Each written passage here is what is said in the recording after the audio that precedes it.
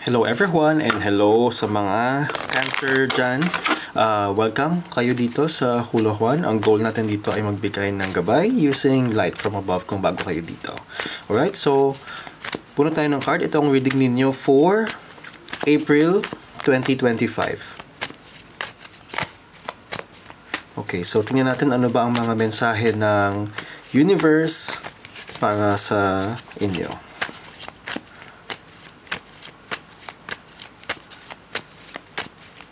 Okay. First card, Queen of Pentacles, Nine of Wands, the World, Nine of Wands, King of Swords, Ace of Cups, okay, and Seven of Swords. Okay, simulan natin, guys. First, you have the Queen of Pentacles here, and you have the Nine of Swords. So, something is telling me that you are nawawala ka doon sa rhythm mo. Kumbaga, kung noon ay napaka effective ng lahat, ngayon parang may off, may something may mali. Parang hindi ka parang naliligaw ka ng konti, no? There is this feeling na yung dati mong passion, although ginagawa mo pa rin yung ginagawa mo noon, iba yung pakiramdam ngayon kasi parang naliligaw yung pakiramdam mo. And there are many things na napakarami dito na gusto mong gawin na hindi nagagawa, hindi na-achieve, and parang na-frustrate ka, naiinis sa sarili mo kasi bakit hindi ko nagawa ito, why not, bakit hindi ko ito na-achieve, yung mga ganon. Madami kang frustration ngayon. And marami doon is because kulang yung feeling, kulang yung emotion, kulang yung puso doon sa doon sa ginagawa mo. Pwede din yung iba sa inyo is nawawalan din ng gana sa mga bagay. So ito yung mga nakikita ko rito. You have the World card here. Kahit na ganoon pa man ay may mga gumagalaw pa rin around you. Ikaw ay nagkakaroon pa rin ng time to move things kasi may mga tao around you na pinupush ka pa din, ginagawan ka pa din ng binibigyan ka pa din ng pagkakataon to do things.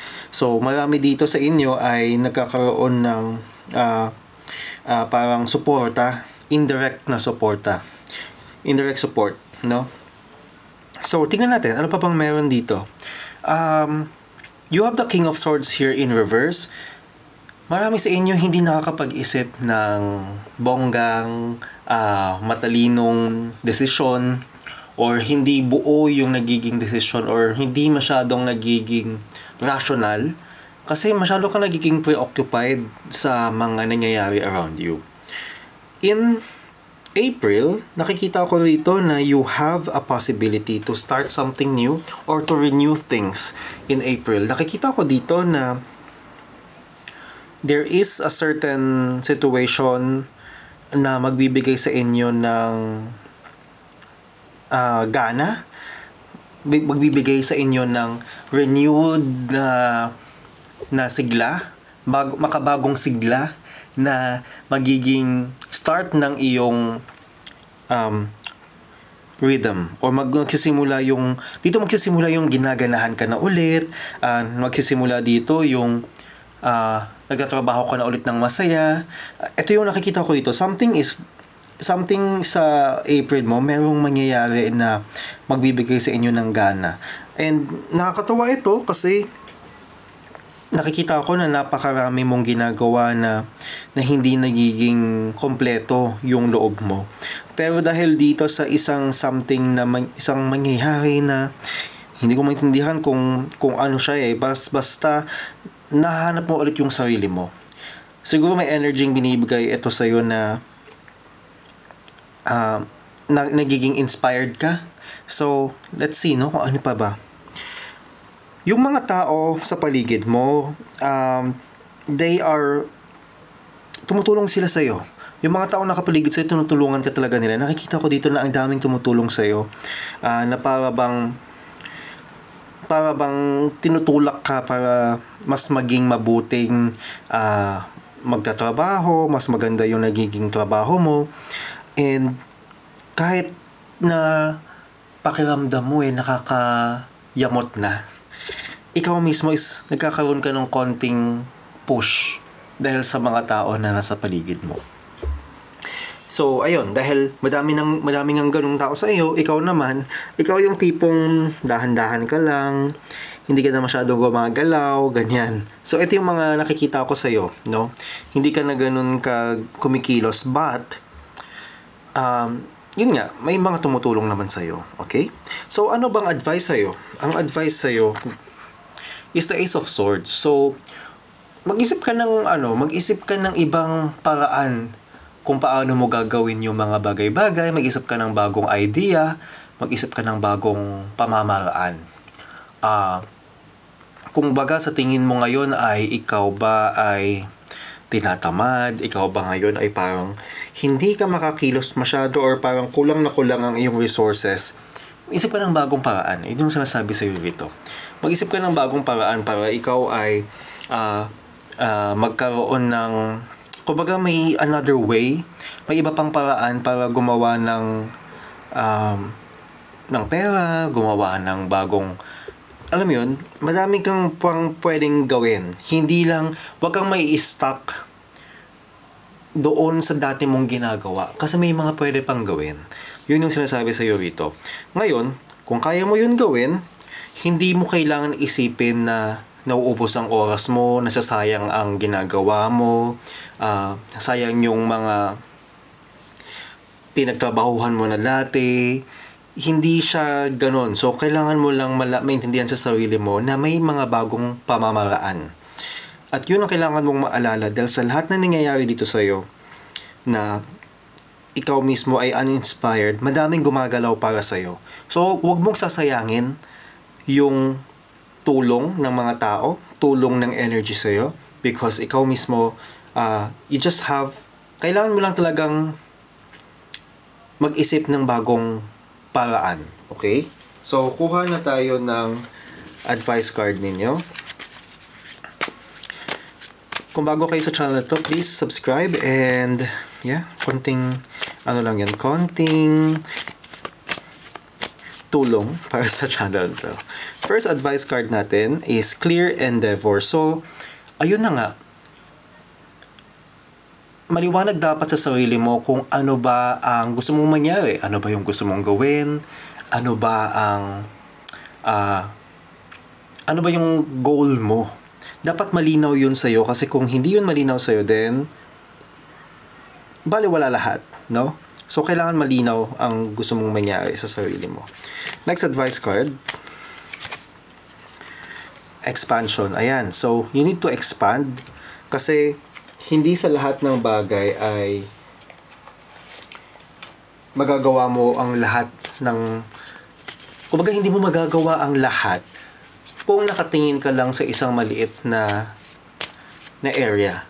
Kasi kailangan mong i-expand yung sarili mo. Kailangan mong tignan yung mas malaking mga pangyayari, yung mga mas malaking ang tawag doon, mas malaking picture, kumbaga bigger picture. Kailangan mong tignan kung ano ba yung mga kailangan mong makita kasi hindi lang naman ikaw ang tawag dito, ang tao sa mundo, hindi lang naman ikaw yung nakakaapekto ng mga nangyayari sa buhay mo, yung mga ginagalawan mo ay may mga ibang taong affected din, may mga iba ding taong nagiging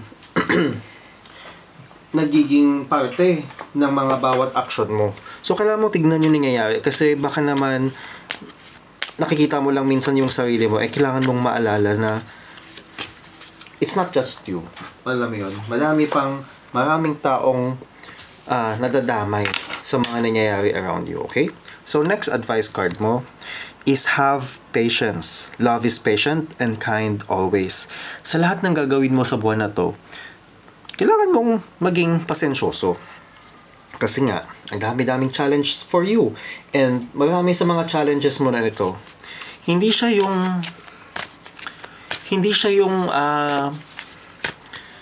kontrolado ng mundo. Kasi may ano ka din dito eh. Meron ka ding parte dito eh. Kasi kung tinatamad ka, talagang hinahayaan mong tinatamarin ka eh.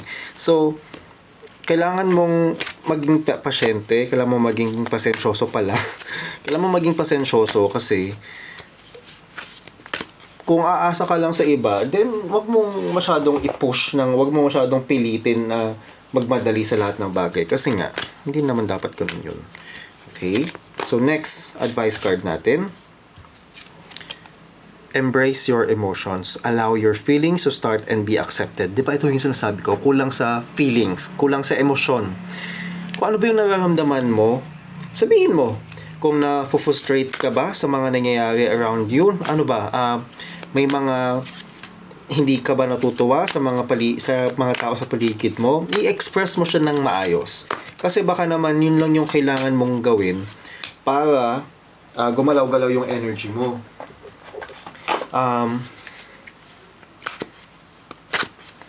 I-accept mo din. Alam mo, okay lang naman na naiinis ka. Okay lang din naman na ikaw ay hindi natutuwa sa mga nangyayari. Kasi pagka tinatago mo yan, guys, naapektuhan ka, yung health mo naapektuhan. Kaya, kailangan mo siyang i-express. But, do it in a way na hindi toxic sa ibang tao. Next advice card mo is empathy.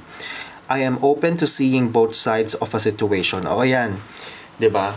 Kailangan mo nga makita yung ano bang nangyayari din sa ibang tao. Kailangan mong makita na hindi sa lahat ng bagay ay ikaw lang at ikaw ang dapat maging tama, or ikaw lang yung nasusunod, or ikaw lang yung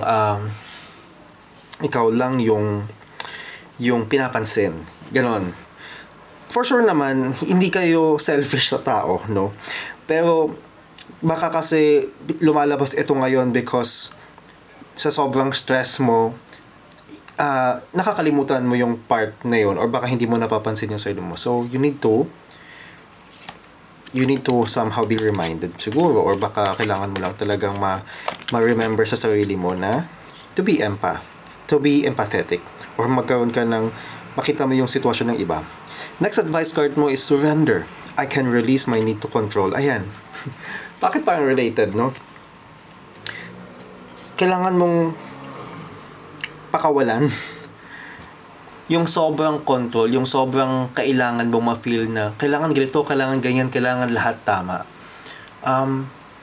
Hindi naman sa lahat ng bagay na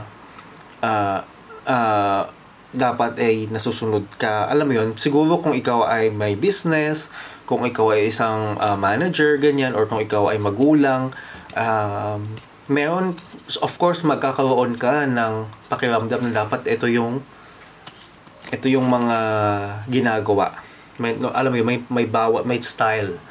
Pero, kailangan mo yung tanong sa sarili mo, gaano ba yun ka-importante? Gaano ba yun? Kung may ibang silang nagawa, tapos hindi naman saktong-sakto sa gusto mo, okay lang ba yun?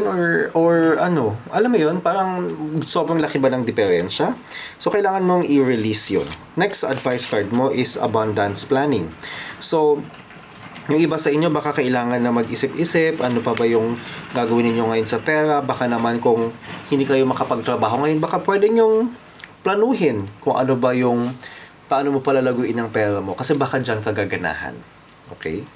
Baka dyan mo maisip na, wow, dito ako mas magaling ngayon kung medyo hindi ako productive sa ibang bagay, kung feeling ko ay nakakatamad, baka dito ay mas okay. Next advice card is clean your space. Yung iba sa inyo, baka kailangan na talaga magtapon ng mga bagay kung napakarami mong mga gamit na hindi mo na ginagamit. Subukan mo, kasi baka gumalaw-galaw ang energies mo dyan.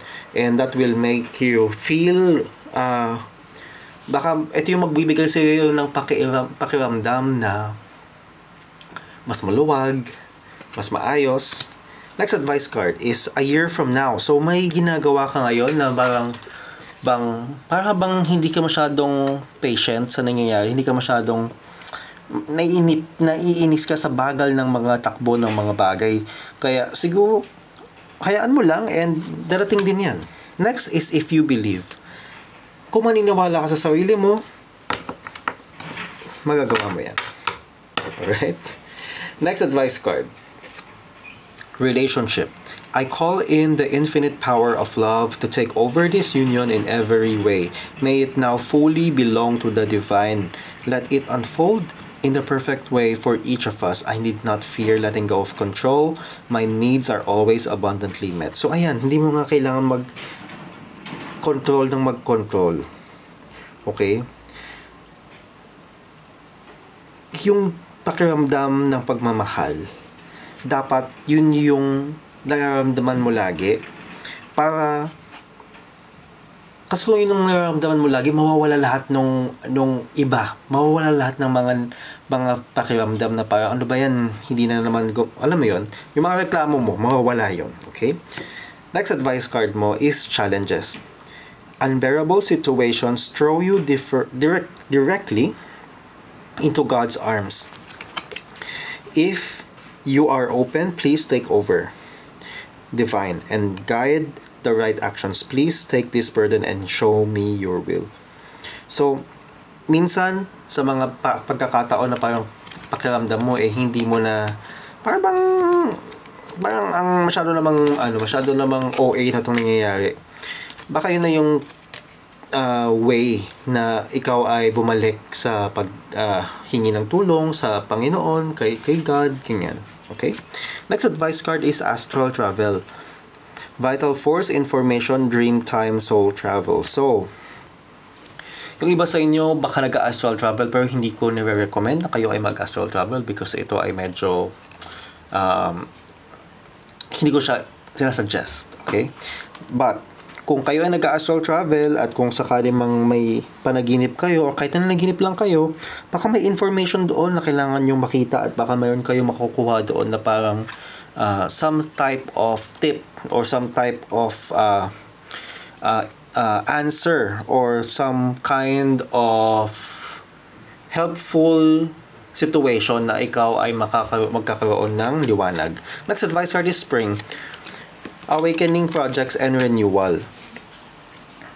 Gumawa ka ng something na bago, yung tipong hindi mo pa nagagawa at all, subukan mo lang. Kasi baka gumalaw-galaw ang mga nangyayari sa paligid mo. Okay? Next is focus on your priorities. Where you put your focus is where you receive your outcome.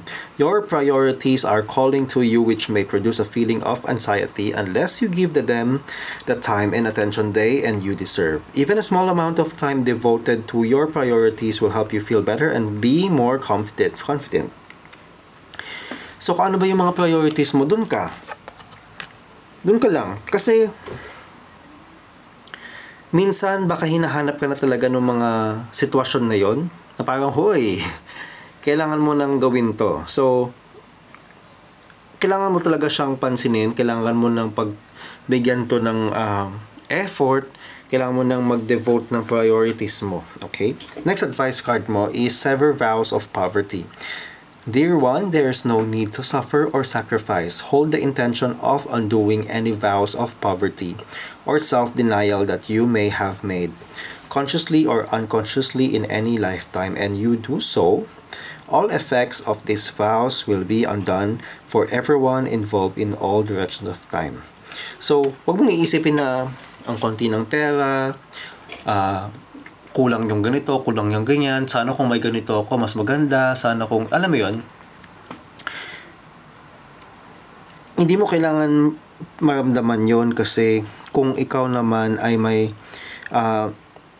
maganda yung pagtingin mo sa pera, maganda yung tingin mo sa kung anong meron ka ngayon, wala kang pinagsisisihan, wala kang, basta napaka-ayos lang ng lahat, then lahat ng wino-worry mo ay magkakaroon din naman ng solusyon. Lalong-lalo na sinasabi dito, consciously in any lifetime. So, kahit saan, anong pang klaseng buhay ang nagkaroon ka at meron ka, ay matatanggal lahat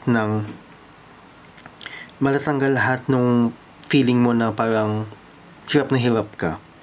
So, kailangan mo lang talagang bigyan ng sarili mo na magkaroon ng paniniwala na okay ka, na ikaw ay masagana, ikaw ay pinagkalooban, ikaw ay merong happiness sa sarili mo at ikaw ay blessed. at hindi yun masama na isipin. Alright? So, ayan, walang self-denial, okay? So, yan ang reading ninyo guys, and I hope I see you in the next reading.